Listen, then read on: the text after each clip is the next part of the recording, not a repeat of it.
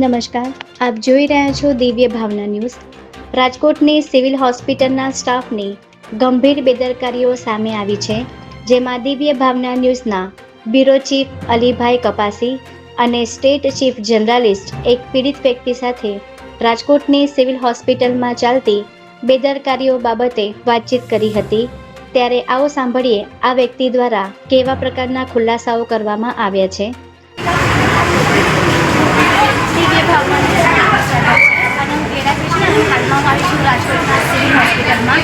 Civil હોસ્પિટલમાં ઘણા બધા પેશન્ટોને છે અને તેને આ સિવિલ હોસ્પિટલનો કેવો કડવો એવો અનુભવ થઈ ચૂક્યો છે। તો આવો આપણે જાણીએ એક પેશન્ટથી કે તેને આ સિવિલ હોસ્પિટલનો કેવો કડવો અનુભવ થયો છે।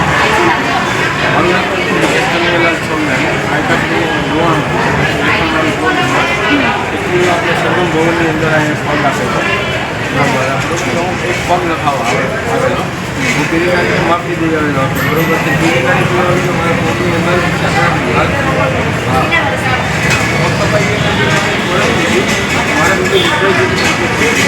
માપી ત્રીજી તરીકે પગ નખાવા આવ્યો। ખાલી એક ઉપર લાલ કલર મોટી હતી પાકી ગઈ એટલે એ લોકોએ મને પગ ના આવ્યો કારણ કે એ લોકો મારું હિત ઇચ્છતા હતા। પછી મારી હોસ્પિટલ આવ્યો હોસ્પિટલ આવેલો એટલે એ લોકોએ મને ડ્રેસિંગ કરીને ડાયરેક્ટ એડમિટ કરી બીજે દિવસે ડ્રેસિંગ કર્યું તો આખું પગ મારો લાલ થઈ ગયો।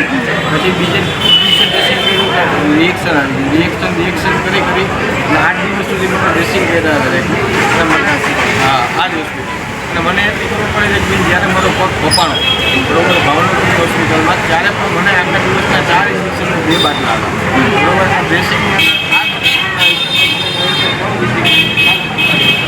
પછી એ લોકો મને એડમિટ કરી દીધો કાંઈ કંટ્રોલ નથી થતું પછી આખા પગ ધીમે ધીમે ડિસ્ચાર્જ કરી નાખ્યું એટલે મેં મારા હાથે પોતે સહી કરી અને મેં કીધું ભાઈ હવે જે થવું હોય કાંઈ હું સહી કરીને હું બહાર નીકળી ગયો એના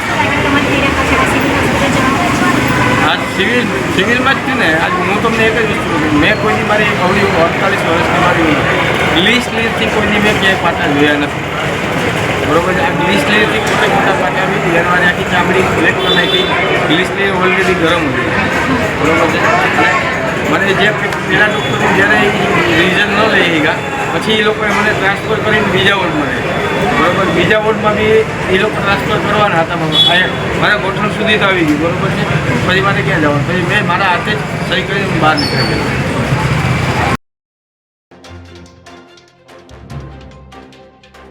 અમારા ન્યૂઝ નેટવર્કની ટીમ દ્વારા રાજકોટ શહેરના મેયર શ્રીમતી નૈનાબેનની શુભેચ્છા મુલાકાત લેવામાં આવી હતી, જેમાં દિવ્ય ભાવના ન્યૂઝના બ્યુરો ચીફ અલીભાઈ કપાસી અને સ્ટેટ ચીફ જર્નાલિસ્ટ ક્લેરા ક્રિશ્ચનને તેઓની સાથે મુલાકાત કરી અનેક મુદ્દાઓ પર પોઝિટિવ ચર્ચા વિચારણા કરી હતી। જય હિન્દ, જય ભારત।